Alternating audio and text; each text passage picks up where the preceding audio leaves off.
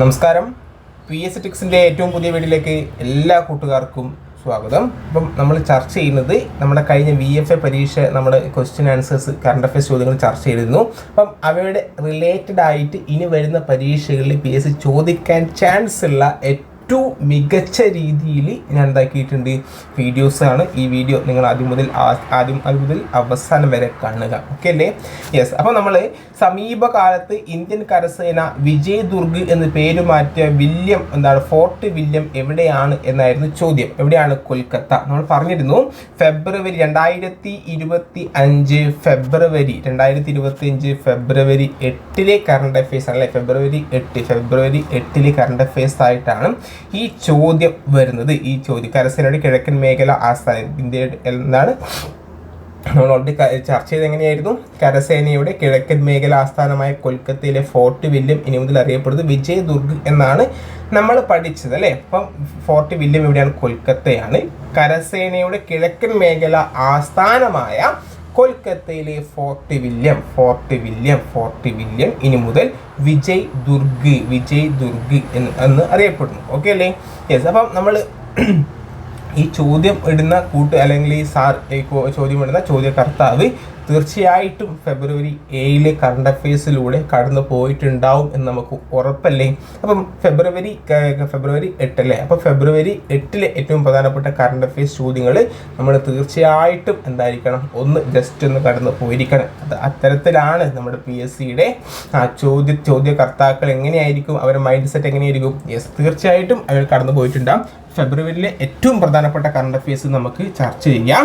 അപ്പം ഇന്ത്യയിലെ ആദ്യത്തെ വെള്ളക്കടുവ പ്രജനന കേന്ദ്രം സ്ഥിതി ചെയ്യുന്ന സംസ്ഥാനം 8-ാം തീയതി കറണ്ട് അഫയേഴ്സ് ചോദ്യമാണ്. എന്താണ്? ഇന്ത്യയിലെ ആദ്യത്തെ വെള്ളക്കടുവ അല്ലെ.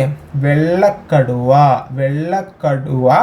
പ്രജനന കേന്ദ്രം സ്ഥിതി ചെയ്യുന്ന സുഖമില്ല കേട്ടോ. അപ്പോൾ അതാണ് ചെറിയ സൗണ്ടിലൊക്കെ ഒരു പ്രോബ്ലം ഉണ്ടെങ്കിൽ ക്ഷമിക്കുക. പ്രജനന കേന്ദ്രം സ്ഥിതി ചെയ്യുന്ന സംസ്ഥാനം എവിടെയാണ് കൂട്ടുകാരെ? മധ്യപ്രദേശാണെന്ന് ഓർത്ത് വെക്കുക. എവിടെയാണ്? മധ്യപ്രദേശാണ് അല്ലേ. മധ്യപ്രദേശ്. ഓക്കെ അല്ലേ? യെസ്. ഇനി നെക്സ്റ്റ് ക്വസ്റ്റ്യൻ ആണ്, ശൈശവ വിവാഹം അവസാനിപ്പിക്കുന്നതിനായി നേപ്പാൾ ആരംഭിച്ച പ്രചാരണമാണ് ചൈൽഡ് മാരേജ് ഫ്രീ നേപ്പാൾ എന്നത്. Child marriage MARRIAGE marriage free Nepal. എന്താണ്? ശൈശവ വിവാഹം അവസാനിപ്പിക്കുന്നതിനായി നേപ്പാൾ ആരംഭിച്ച പ്രചാരണമാണ് ചൈൽഡ് മാരേജ് ഫ്രീ നേപ്പാൾ എന്നത്. ഓക്കെ അല്ലേ? അപ്പോൾ UN മനുഷ്യാവകാശ കൗൺസിലിൽ നിന്ന് പിന്മാറുന്ന രാജ്യം അമേരിക്കയാണെന്ന് ഓർത്ത് വെക്കുക. ഏതാണ്?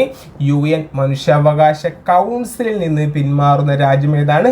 അമേരിക്കയാണ്. ഓക്കെ അല്ലേ? മനസ്സിലാവുന്നില്ലേ?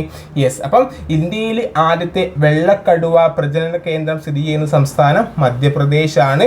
ഇനി അടുത്തത്, റോക്കറ്റ് ഘടകങ്ങൾക്കായി ഇന്ത്യയിലെ ഏറ്റവും വലിയ മെറ്റൽ 3D പ്രിന്റിംഗ് മെഷീൻ ആരംഭിച്ച സ്ഥാപനം IIT ഹൈദരാബാദാണ്. എന്താണ്? റോക്കറ്റ് ഘടകങ്ങൾക്കായി ഇന്ത്യയിലെ ഏറ്റവും വലിയ മെറ്റൽ 3D പ്രിന്റിംഗ് മെഷീൻ ആരംഭിച്ച സ്ഥാപനം ഏതാണ്? അത് IIT ഹൈദരാബാദാണെന്ന് ഓർത്തു വെക്കുക. ഇനി ബാർട്ട് ഡി വെറൽ എന്തായിരുന്നു ക്വസ്റ്റ്യൻ? Bart D വെവർ. എന്താണ്? ബാർട്ട് ഡി വെവർ ഏത് രാജ്യത്തിൻ്റെ പ്രധാനമന്ത്രിയായി തിരഞ്ഞെടുക്കപ്പെട്ടത്? ബെൽജിയമാണ്. എവിടെയാണ്? ബെൽജിയം. ബാർട്ട് ഡി വെവർ ഏത് രാജ്യത്തിൻ്റെ പ്രധാനമന്ത്രിയായി തിരഞ്ഞെടുക്കപ്പെട്ടത്? ബെൽജിയമാണ്. മനസ്സിലായില്ലേ? യെസ്. ഇനി നെക്സ്റ്റ് ക്വസ്റ്റ്യൻ, അടുത്തിടെ ബഹിരാകാശത്ത് കൃത്രിമ പ്രകാശ സംശ്ലേഷണത്തിലൂടെ ഓക്സിജനും റോക്കറ്റ് ഇന്ധനവും ഉൽപ്പാദിപ്പിച്ചുള്ള പരീക്ഷണം വിജയകരമായി പൂർത്തീകരിച്ച രാജ്യം ചൈനയാണ്. അതും കൂടി ഓർത്തു വെക്കണേ. അടുത്തിടെ ബഹിരാകാശ ആകാശത്ത് കൃത്രിമ പ്രകാശ സംശ്ലേഷണത്തിലൂടെ ഓക്സിജനും റോക്കറ്റ് ഇന്ധനവും ഉൽപ്പാദിപ്പിച്ചുള്ള പരീക്ഷണം വിജയകരമായി പൂർത്തിയാക്കിയ രാജ്യം ചൈനയാണ്. ഇന്ത്യയിലെ ആദ്യത്തെ ഫ്ലൈയിങ് ടാക്സി പ്രോട്ടോടൈപ്പാണ് ശൂന്യ. ഇന്ത്യയിലെ ആദ്യത്തെ ഫ്ലൈയിങ് ടാക്സി പ്രോട്ടോടൈപ്പാണ് ശൂന്യ അല്ലേ, ശൂന്യ. Okay, yes. ഇനി ആരോഗ്യ മേഖലയിലെ സേവനങ്ങൾ പൊതുജനങ്ങൾക്ക് ഫലപ്രദമായ രീതിയിൽ ലഭ്യമാക്കുന്ന ഈ ഹെൽത്തിന്റെ ഭാഗമായി സർക്കാർ ആശുപത്രികളിലെ OP ടിക്കറ്റ് ഓൺലൈനായി ബുക്ക് ചെയ്യാൻ ആരോഗ്യവകുപ്പ് അവതരിപ്പിച്ച മൊബൈൽ ആപ്ലിക്കേഷനാണ് M-Health. എന്താണ് M-Health? എന്താണ് M-Health? ME ആണ് M-Health. എന്താണ് ആരോഗ്യ മേഖലയിലെ സേവനങ്ങൾ പൊതുജനങ്ങൾക്ക് ഫലപ്രദമായ രീതിയിൽ ലഭ്യമാക്കുന്ന ഈ ഹെൽത്തിന്റെ ഭാഗമായി സർക്കാർ ആശുപത്രികളിലെ OP ടിക്കറ്റ് ഓൺലൈനായി ബുക്ക് ചെയ്യാൻ ആരോഗ്യവകുപ്പ് അവതരിപ്പിച്ച മൊബൈൽ ആപ്ലിക്കേഷൻ M-Health ഒന്ന് ഓർത്തു വെക്കുക. ഇനി ഗ്ലോബൽ റിസ്ക് റിപ്പോർട്ട് പുറത്തിറക്കിയ കണക്ക് പ്രകാരം 2025 ജലക്ഷാമം രൂക്ഷമായ രാജ്യങ്ങളുടെ എണ്ണം 27ആണ്. ഓക്കെ അല്ലേ, യെസ്. ഇനി ഇന്ത്യയുടെ ചന്ദ്രയാൻ 4 വിക്ഷേപണത്തിനായി ഒരുങ്ങുന്നത് 2027 ഓർത്തു വെക്കുക. 2025 ICC ചാമ്പ്യൻസ് ട്രോഫി വേദി പാകിസ്ഥാനാണ്. എവിടെയാണ്? 2025 ICC ചാമ്പ്യൻസ് ട്രോഫി ക്രിക്കറ്റ് വേദി പാകിസ്ഥാനാണ്. അതുപോലെ തന്നെ ഒമ്പതാമത് ഏഷ്യൻ വിന്റർ ഗെയിംസ് വേദി എന്താണ്? ചൈനയിലെ ഹാർബിനാണെന്ന് കൂടി ഓർത്തു വെക്കുക. അപ്പോൾ നമ്മൾ ചർച്ച ചെയ്തത് നമ്മുടെ ഫെബ്രുവരി 8 ഏറ്റവും പ്രധാനപ്പെട്ട കറണ്ട് അഫയേഴ്സ് ചോദ്യങ്ങളാണ്. അത് ഞാൻ ചർച്ച ചെയ്യാൻ കാരണം നമ്മുടെ എന്താണ് വില്യം ഫോർട്ട് എവിടെയാണ് വരുന്നത്? നമ്മുടെ ഫെബ്രുവരി 8 കറണ്ട് അഫയേഴ്സ് ആയിട്ടാണ് വരുന്നത്. തീർച്ചയായിട്ടും നമ്മുടെ സാധ്യതയുടെ പറ്റി ചോദ്യകർത്താവ് അതിലൂടെ പോകാൻ സാധ്യതയുണ്ടല്ലേ. അപ്പോൾ അതുകൊണ്ടാണ് ഞാൻ ഏറ്റവും പ്രധാനപ്പെട്ട 8 കറണ്ട് അഫയേഴ്സ് നിങ്ങളുമായി ചർച്ച ചെയ്തത്. ഇപ്പോൾ രണ്ടാമത്തെ ക്വസ്റ്റ്യൻ എന്തായിരുന്നു? 2024 ലോകസഭാ തെരഞ്ഞെടുപ്പ് സമയത്ത് മാതൃകാ പെരുമാറ്റച്ചട്ടം ലംഘിക്കുന്നതും ക്രമക്കേടുകളും പരാതികളും അറിയിക്കുന്നതിന് പൗരന്മാർക്ക് വേണ്ടി ഇന്ത്യൻ തെരഞ്ഞെടുപ്പ് കമ്മീഷൻ തയ്യാറാക്കിയ മൊബൈൽ ആപ്ലിക്കേഷനാണ് C-Vigil. എന്താണ് C-Vigil? ഇനി PSC ചോദിച്ചതാണ് സാക്ഷം അല്ലേ, സാക്ഷം ആപ്പ് എന്താണ്? PSC ചോദിച്ചു. എന്താണ് സാക്ഷം ആപ്പ്? യെസ്, ഭിന്നശേഷിക്കാർക്ക് തെരഞ്ഞെടുപ്പ് പ്രക്രിയ ലഘൂകരിക്കുന്നതിനായും തെരഞ്ഞെടുപ്പിൽ അവരുടെ പങ്കാളിത്തം ഉറപ്പുവരുത്താനായി തെരഞ്ഞെടുപ്പ് കമ്മീഷൻ ആവിഷ്കരിച്ച മൊബൈൽ ആപ്പാണ് സാക്ഷം ആപ്പ് അല്ലേ. എന്താണ്? ഞാൻ പറയാം. ഭിന്നശേഷിക്കാർക്ക് തെരഞ്ഞെടുപ്പ് പ്രക്രിയ ലഘൂകരിക്കുന്നതിനായും തെരഞ്ഞെടുപ്പിൽ അവരുടെ പങ്കാളിത്തം ഉറപ്പുവരുത്താനായി തെരഞ്ഞെടുപ്പ് കമ്മീഷൻ ആവിഷ്കരിച്ച മൊബൈൽ ആപ്പാണ് എന്ത് കൂട്ടുകാരെ? സാക്ഷം ആപ്പ്. എന്നാണ് സക്ഷം അല്ലെങ്കിൽ സാക്ഷം എന്ന് പറയാം. സക്ഷം അല്ലെങ്കിൽ സാക്ഷം ആപ്പ്. ഓക്കെ അല്ലേ. ഇനി വോട്ടർ ടേൺ ഔട്ട് ആപ്പ് എന്നാണ്? വോട്ടർ ടേൺ ഔട്ട് ആപ്പ് അത് പറഞ്ഞാൽ തെരഞ്ഞെടുപ്പിൻ്റെ പോളിംഗ് ശതമാനം ജനങ്ങളെ വേഗത്തിൽ അറിയിക്കുന്നതിനായി തെരഞ്ഞെടുപ്പ് കമ്മീഷൻ ആരംഭിച്ച ആപ്പാണ് voter turn out app.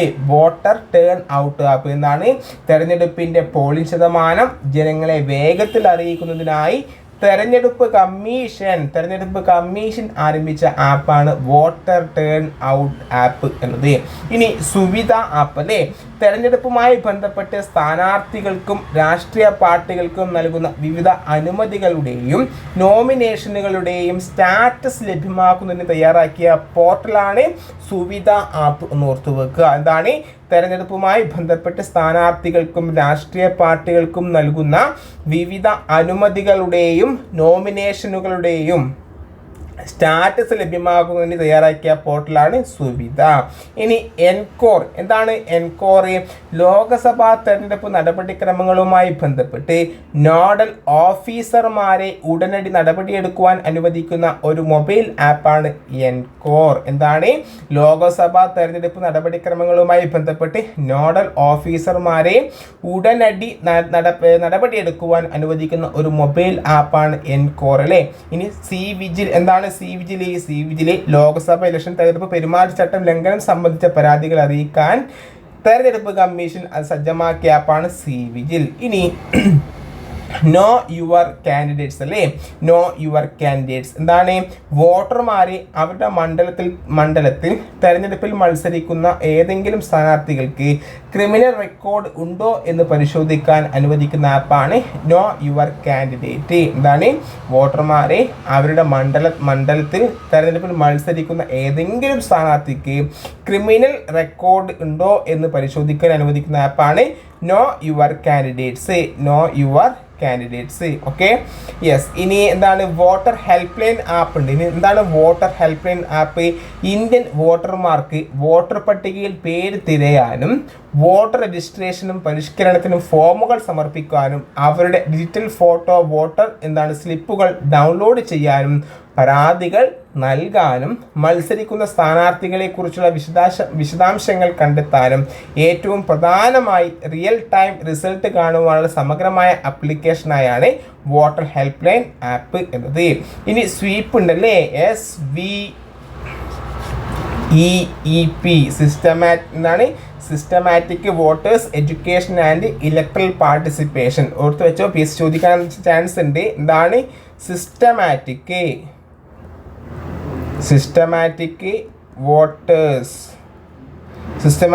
Voters education and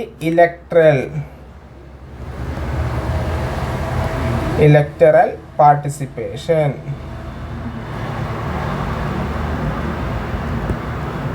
ഒരു തെരഞ്ഞെടുപ്പ് പ്രക്രിയയിൽ പങ്കെടുക്കുന്നതിൻ്റെ പ്രാധാന്യത്തെക്കുറിച്ച് ജനങ്ങളിൽ അവബോധം സൃഷ്ടിക്കുന്നതിനായി ഇന്ത്യൻ തെരഞ്ഞെടുപ്പ് കമ്മീഷൻ നടത്തുന്ന പരിപാടിയാണ് സ്വീപ്പ് അല്ലേ. എന്താണ്?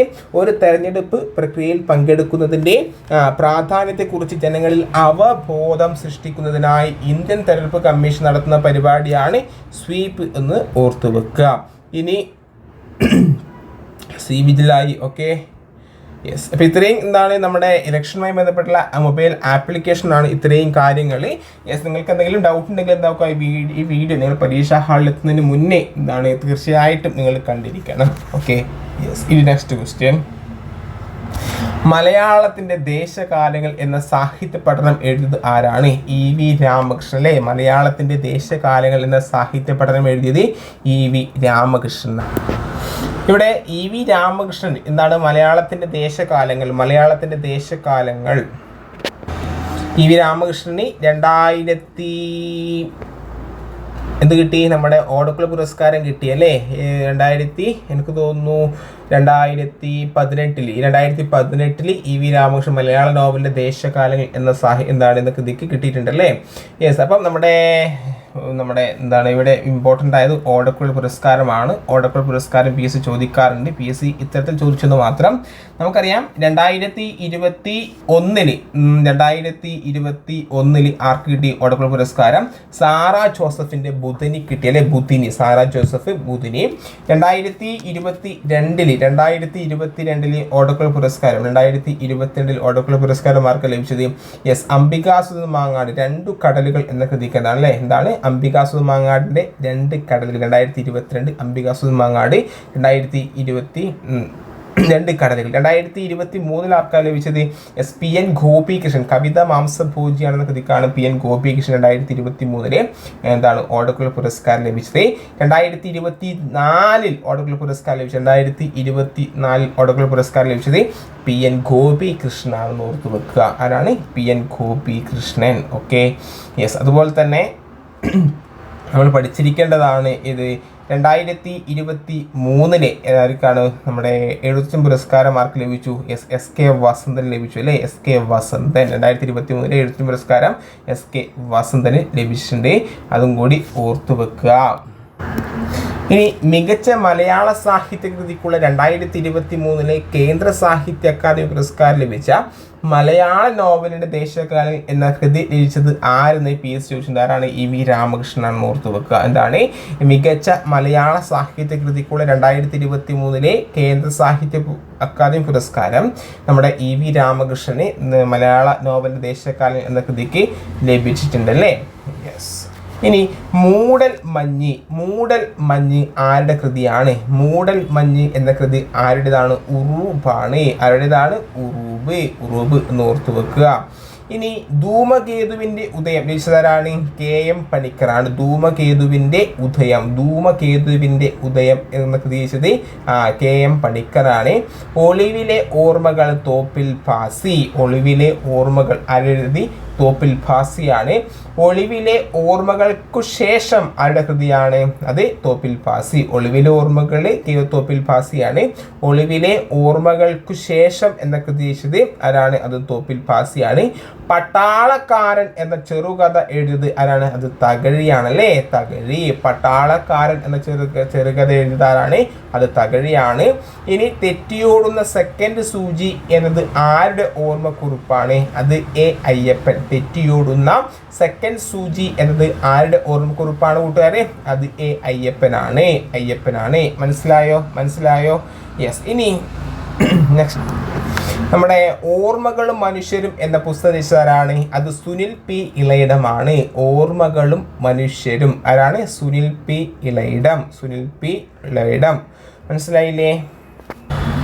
നെക്സ്റ്റ് ക്വസ്റ്റ്യൻ ആണ്, ജീവിതശൈലി രോഗങ്ങൾ നിയന്ത്രിക്കുന്നതിനായി സംസ്ഥാന സർക്കാർ ആരംഭിച്ച ജീവിതശൈലി രോഗ നിയന്ത്രണ പദ്ധതിയാണ് അമൃതം ആരോഗ്യം. ഇതാണ് ജീവിതശൈലി രോഗങ്ങൾ നിയന്ത്രിക്കുന്നതിനായി സംസ്ഥാന സർക്കാർ ആരംഭിച്ച ജീവിതശൈലി രോഗ നിയന്ത്രണ പദ്ധതിയാണ് അമൃതം ആരോഗ്യം. പദ്ധതികൾ വളരെ ഇമ്പോർട്ടൻ്റ് ആയ ഒരു കാര്യമാണ്. താലോലം പദ്ധതി. എന്താണ് താലോലം പദ്ധതി?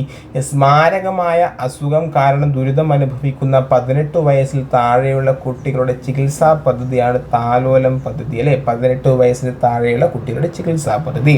ഇനി എന്താണ് സ്നേഹിത എന്ന് പറഞ്ഞാൽ? സ്നേഹിത PS ചോദിച്ചതാണ്. സ്നേഹിത എന്താണ്?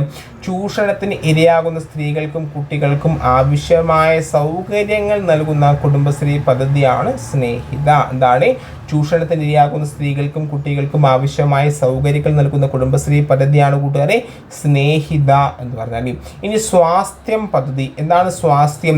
റീജിയണൽ ക്യാൻസർ സെന്ററുമായും ആരോഗ്യ വകുപ്പുമായും സഹകരിച്ചുകൊണ്ട് അർബുദ രോഗ നിർണയ സ്ക്രീനിങ്ങും ക്യാൻസർ ബോധവൽക്കരണവും നടത്തുന്നതിനായി കുടുംബശ്രീ ആരംഭിച്ച പദ്ധതിയാണ് സ്വാസ്ഥ്യം പദ്ധതി അല്ലേ. എന്താണ്? റീജിയണൽ ക്യാൻസർ സെന്ററുമായും ആരോഗ്യ വകുപ്പുമായും സഹകരിച്ചുകൊണ്ട് അർബുദ രോഗ നിർണയ സ്ക്രീനിങ്ങും ക്യാൻസർ ബോധവൽക്കരണവും നടത്തുന്നതിനായി കുടുംബശ്രീ ആരംഭിച്ച പദ്ധതിയാണ് സ്വാസ്ഥ്യം പദ്ധതി. ഇനി ചിസ് പ്ലസ്. എന്താണ് ചിസ് പ്ലസ്? മാരക രോഗം നേരിടുന്നവർക്കായി കേന്ദ്ര സംസ്ഥാന സർക്കാരുകൾ സംയുക്തമായി നടപ്പിലാക്കിയ 70,000 രൂപയുടെ ഇൻഷുറൻസ് പദ്ധതിയാണ് ചിസ് പ്ലസ് എന്ന് പറയുന്നത്. എത്ര രൂപയുടെ? 70,000 രൂപയുടെ മാരക രോഗം നേരിടുന്നവർക്കായി കേന്ദ്ര സംസ്ഥാന സർക്കാരുകൾ സംയുക്തമായി നടപ്പിലാക്കിയ 70,000 രൂപയുടെ ഇൻഷുറൻസ് പദ്ധതിയാണ് ചിസ് പ്ലസ്. ഇനി എന്താണ് സ്നേഹധാര? സ്നേഹധാര വളർച്ചാ വൈകല്യമുള്ള 18 വയസ്സുവരെയുള്ള കുട്ടികൾക്ക് സൗജന്യ ആയുർവേദ ചികിത്സാ പദ്ധതിയാണ് സ്നേഹധാര. വളർച്ചാ വൈകല്യമുള്ള 12 വയസ്സുവരെയുള്ള കുട്ടികൾക്ക്, 12 വയസ്സാണ് ചിലപ്പോൾ PS ചോദിക്കുക, 18 വയസ്സ് ഇങ്ങനെയായിരിക്കും തരുന്നത്. എന്താണ്? വളർച്ചാ വൈകല്യമുള്ള 18 വയസ്സുവരെയുള്ള കുട്ടികൾക്ക് സൗജന്യ ആയുർവേദ ചികിത്സാ പദ്ധതിയാണ് സ്നേഹധാര എന്ന് തന്നിട്ട് അത് ശരിയായ പ്രസ്താവനയാണോ എന്ന് PS ചോദിക്കും. അത്തരത്തിലാണ് PSയുടെ ട്രെൻഡ്. അപ്പം നോക്കണം, 12 വയസ്സുവരെയുള്ള കുട്ടികൾക്ക് സൗജന്യ ആയുർവേദ ചികിത്സാ പദ്ധതിയാണ് സ്നേഹധാര. ഇനി സമാശ്വാസം പദ്ധതിയിലൂടെ പ്രതിമാസം അനുവദിക്കുന്ന ധനസഹായം എത്രയാണ്? അത് 1100 രൂപയാണ്. എത്രയാണ്? 1100 രൂപ. സമാശ്വാസം പദ്ധതിയിലൂടെ പ്രതിമാസം അനുവദിക്കുന്ന ധനസഹായം എത്രയാണ്? 1100 അല്ലേ. ഇനി 18 വയസ്സിന് താഴെയുള്ള ജന്മനാ ഹൃദയ വൈകല്യമുള്ള കുട്ടികൾക്ക് സൗജന്യ ചികിത്സ നൽകുന്ന പദ്ധതിയാണ് ഹൃദ്യം പദ്ധതി. എന്താണ്? 18 വയസ്സിന് താഴെയുള്ള ജന്മനാ ഹൃദയ വൈകല്യമുള്ള കുട്ടികൾക്ക് സൗജന്യ ചികിത്സ നൽകുന്ന പദ്ധതിയാണ് ഹൃദ്യം പദ്ധതി അല്ലേ. ഇനി അമൃതം ആരോഗ്യം എന്താണ്? ജീവിതശൈലി രോഗങ്ങളെ ചെറുക്കുന്നതിന് വേണ്ടി സംസ്ഥാന ആരോഗ്യ വകുപ്പ് നടപ്പിലാക്കി വരുന്ന പ്രത്യേക പദ്ധതിയാണ് അമൃതം ആരോഗ്യം. ഇനി ശുഭയാത്ര നമുക്കറിയാം. റോഡ് അപകടങ്ങൾ കുറയ്ക്കാൻ കേരള സർക്കാർ ആരംഭിച്ച പദ്ധതിയാണ് ശുഭയാത്ര എന്ന് പറയുന്നത്. ഇനി പ്രത്യാശ. എന്താണ് പ്രത്യാശ പദ്ധതി? സാമ്പത്തികമായി പിന്നാക്കം നിൽക്കുന്ന മാതാപിതാക്കൾക്ക് പെൺമക്കളുടെ വിവാഹം നടത്തുന്നതിനായി ധനസഹായം നൽകി വരുന്ന പദ്ധതിയാണ് പ്രത്യാശ. സാമ്പത്തികമായി പിന്നോക്കം നിൽക്കുന്ന മാതാപിതാക്കൾക്ക് പെൺമക്കളുടെ വിവാഹം നടത്തുന്നതിനായി ധനസഹായം നൽകി വരുന്ന പദ്ധതിയാണ് പ്രത്യാശ. ഇനി ആർദ്രം പദ്ധതി എന്താണ്? കേരളത്തിലെ പൊതുജനാരോഗ്യ മേഖലയിലെ പരിവർത്തനം ചെയ്യുക, അല്ലെങ്കിൽ എന്താണ് മാതൃക എന്താണ് സെൻറ്ററാക്കുക എന്നതിനാണ് നമ്മുടെ ആരോഗ്യ കേന്ദ്രങ്ങളെ ജനസൗഹൃദ ആരോഗ്യ കേന്ദ്രങ്ങളാക്കി മാറ്റാനുള്ള പദ്ധതിയാണ് ആർദ്രം പദ്ധതി എന്ന് ഓർത്തുവെക്കുക. ഇനി സമുദ്ര എന്താണ്? മത്സ്യത്തൊഴിലാളികളായ വനിതകൾക്ക് സൗജന്യ യാത്ര അനുവദിക്കുന്ന പദ്ധതിയാണ് സമുദ്ര. മത്സ്യത്തൊഴിലാളികളായ വനിതകൾക്കാണ് സൗജന്യ യാത്ര അനുവദിക്കുന്ന പദ്ധതിയാണ് ഏതിടാ? നമ്മുടെ സമുദ്ര. ഇനി മന്ദഹാസം പദ്ധതി അല്ലേ? പുന്നകൈ, തമിഴ്നാട്ടിൽ പുന്നകൈ എന്നറിയപ്പെടുന്ന മന്ദഹാസം പദ്ധതി പല്ലുകൾ കൊഴിഞ്ഞു പോയ BPL വിഭാഗത്തിൽപ്പെട്ട മുതിർന്ന പൗരന്മാർക്ക് കൃത്രിമ പല്ലുകൾ സൗജന്യമായി വെച്ചുപിടിപ്പിക്കാൻ കേരള സർക്കാർ ആരംഭിച്ച പദ്ധതിയാണ് മന്ദഹാസം പദ്ധതി. ഇനി പരിരക്ഷ എന്താണ്? പരിരക്ഷ അംഗപരിമിതർക്ക് അടിയന്തര ഘട്ടങ്ങളിൽ സഹായം നൽകുന്ന സാമൂഹ്യ നീതി വകുപ്പിന്റെ പദ്ധതിയാണ് പരിരക്ഷ. ഇനി ആയുർദളം പദ്ധതി ഏത് രോഗവുമായി ബന്ധപ്പെട്ടിരിക്കുന്നു? എയ്ഡ്സ് അല്ലേ? എയ്ഡ്സ്. ഇനി എന്താണ് പ്രത്യാശാ ഭവൻ എന്ന് പറഞ്ഞാൽ? പ്രത്യാശാ ഭവൻ ബുദ്ധി വൈകല്യമുള്ള പ്രായപൂർത്തിയായ സ്ത്രീകൾക്ക് വേണ്ടിയുള്ള സ്ഥാപനമാണ് പ്രത്യാശാ ഭവൻ. പ്രത്യാശ. ഇനി പീസ് ചോദ്യമാണ് നിരാമയ. സംസ്ഥാനത്തെ അംഗപരിമിതർക്ക് ആരോഗ്യ ഇൻഷുറൻസ് നൽകുന്ന പദ്ധതിയാണ് നിരാമയ പദ്ധതി എന്നുകൂടി ഓർത്തുവെക്കുക. ഇനി സമന്വയ, അതും കൂടി പറഞ്ഞ് നമുക്ക് നിർത്താം. സമന്വയ PS ചോദിച്ചാണ് സമന്വയ എന്താണ്? പട്ടികജാതി പട്ടികവർഗ വിഭാഗത്തിൽപ്പെട്ട വിദ്യാർത്ഥികൾക്ക് നൈപുണ്യ പരിശീലനം നൽകുവാനുള്ള പദ്ധതിയാണ് സമന്വയ. പട്ടികജാതി പട്ടികവർഗ വിഭാഗത്തിൽപ്പെട്ട വിദ്യാർത്ഥികൾക്ക് നൈപുണ്യ പരിശീലനം നൽകുവാനുള്ള പദ്ധതിയാണ് സമന്വയ. ഓക്കെ അല്ലേ? യെസ്. ഇനി നമ്മുടെ ഓക്കെ അല്ലേ? ഓക്കെ. അപ്പം ഇത്രയും കാര്യങ്ങൾ നോക്കുക. ഇനി നെക്സ്റ്റ് ക്വസ്റ്റ്യൻ എന്താണ്? ലോക പരിസ്ഥിതി ദിനാചരണത്തിന് 2024 ആതിഥേയത്വം വഹിച്ച രാജ്യം ഏതാണ്? സൗദി അറേബ്യയാണ് അല്ലേ? ലോക പരിസ്ഥിതി ദിനാചരണത്തിന് 2024 ആതിഥേയത്വം വഹിച്ച രാജ്യം ഏതാണ്? Saudi Arabia. ഇവിടെ ഓർത്തു വെക്കേണ്ടത് 2024 ലോക പരിസ്ഥിതി ദിനത്തിൻ്റെ പ്രമേയം നമ്മുടെ നാട് നമ്മുടെ ഭാവി എന്നാണ്. ഇനി നമ്മുടെ ലോകാരോഗ്യ ദിനം ഏപ്രിൽ 7 ആണല്ലേ? ഏപ്രിൽ 7 ആണ്. 2025 തീമാണ് ആരോഗ്യകരമായ തുടക്കങ്ങൾ പ്രത്യാശ നിറഞ്ഞ ഭാവിയിൽ. എന്താണ്? ആരോഗ്യകരമായ തുടക്കങ്ങൾ പ്രത്യാശ നിറഞ്ഞ ഭാവിയിൽ എന്നാണ് 2025 ലോകാരോഗ്യ ദിന തീം. ഇനി 2024 തീം എന്തായിരുന്നു? എൻ്റെ ആരോഗ്യം എൻ്റെ അവകാശം എന്നാണ്. ഭൗമദിനം ഏപ്രിൽ 22 ആണ്. ഭൗമദിനം ഏപ്രിൽ 22 ആണ്. 2025 തീം നമ്മുടെ ശക്തി നമ്മുടെ ഗ്രഹം എന്നാണ്. ലോക ക്ഷയരോഗ ദിനം എന്നാണ് നമ്മൾ മാർച്ച് 24 2025 2024 തീം ഒന്നാണ്. എന്താണ്? അതെ, നമുക്ക് TB അവസാനിപ്പിക്കാം. Yes, we can end TB എന്നാണ് തീം അല്ലേ? തീം. ഓക്കെ, അത്രയും കാര്യങ്ങൾ ഓർത്തു വെക്കുക. ഇനി ഫെബ്രുവരി 2 എന്താണ്? തണ്ണീർത്തട ദിനമാണ്. 2024 PS ചോദിച്ചിട്ടുള്ളതാണ് തണ്ണീർത്തടവും മനുഷ്യക്ഷേമവും എന്നാണ്. ഇനി എന്താണ്? ലോകാരോഗ്യ ദിനം ഏപ്രിൽ 7 ഞാൻ പറഞ്ഞു അല്ലേ? യെസ്. അപ്പം ഇനി ChatGPTക്ക് നിരോധനം ഏർപ്പെടുത്തിയ ആദ്യ പാശ്ചാത്യ രാജ്യം ഇറ്റലിയാണ് അല്ലേ? ഇറ്റലി. അപ്പം ഇത്രയും കാര്യങ്ങൾ കൃത്യമായിട്ട് പഠിക്കുക. ഇതിൻ്റെ ബാക്കി നമുക്ക് അടുത്ത ദിവസം ചർച്ച ചെയ്യാം. അപ്പം കൂടുതൽ കാര്യങ്ങൾ ഒരു വീഡിയോസിന് ഉൾപ്പെടുത്തിയാൽ നമുക്ക് പഠിക്കുമ്പോൾ എന്താണ് ഒരു മടുപ്പ് അനുഭവപ്പെടും അല്ലേ? അപ്പോൾ നിങ്ങൾക്ക് തോന്നുന്ന ചോദിക്കാൻ ചാൻസുള്ള ക്വസ്റ്റ്യൻസ് എന്താക്കാം? നിങ്ങൾക്ക് ഏറ്റവും പ്രധാന ഇമ്പോർട്ടൻ്റ് ആണ് അത് ചോദിക്കുന്ന പോയിന്റ്സ്, നിങ്ങൾ എഴുതി വെച്ച പോയിന്റ്സ് ആയിക്കോട്ടെ, നിങ്ങളുടെ മൈൻഡിലുള്ള പോയിന്റ്സ് ആയിക്കോട്ടെ, നിങ്ങൾക്ക് അറിയുന്ന പോയിന്റ്സ് ആയിക്കോട്ടെ, അത് ഈ വീഡിയോൻ്റെ താഴെ കമൻറ്റ് ചെയ്യാൻ മറക്കരുത്. അത് മറ്റു കൂട്ടുകാർക്കും കൂടി എന്താണ് വളരെ ഉപകാരപ്രദമാകുന്ന ഒരു കാര്യമാണ്. വീണ്ടും മറ്റൊരു ക്ലാസ്സിൽ കാണാം. നിങ്ങൾക്ക് ഇഷ്ടപ്പെട്ടെങ്കിൽ ലൈക്ക് ചെയ്യുക. നിങ്ങളുടെ അഭിപ്രായങ്ങൾ ഈ വീഡിയോയുടെ താഴെ എന്താണ് ഉറപ്പായും രേഖപ്പെടുത്തണം. വീണ്ടും മറ്റൊരു ക്ലാസ്സിൽ കാണാം. Bye, see U.